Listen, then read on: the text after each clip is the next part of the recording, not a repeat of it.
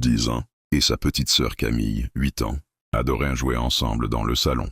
Ce jour-là, ils s'imaginaient être des espions. Camille sauta sur le canapé, Léo esquiva, et heurta accidentellement la table basse en verre. Le plateau se brisa dans un grand fracas. Le silence tomba. 1 minute plus tard, leur père, Thierry, apparut dans l'encadrement de la porte, le visage fermé. « Vous avez détruit la table de mon père ?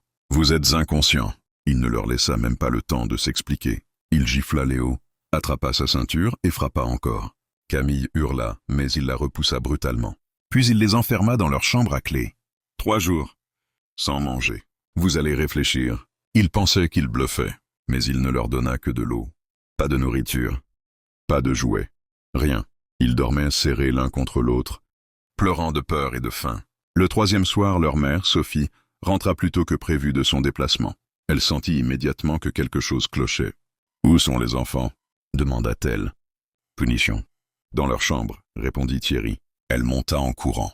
La porte était verrouillée. Elle frappa. « Maman. »« S'il te plaît, ouvre, » murmura Camille. Sophie força la porte. Ce qu'elle vit la fit hurler. Ses enfants. Blême, couvert d'hématomes, recroquevillé sur le lit. Léo ne pouvait même plus se lever.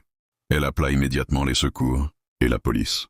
Quelques semaines plus tard, le tribunal déclara Thierry coupable de maltraitance. Il perdit ses droits parentaux. Sophie divorça et gagna le procès. Thierry eut l'interdiction de s'approcher de ses enfants. Léo et Camille mirent longtemps à se remettre, mais grâce à leur mère, petit à petit, ils retrouvèrent l'envie de sourire. Camille dessinait des papillons. Léo disait qu'il voulait devenir juge pour protéger les autres enfants.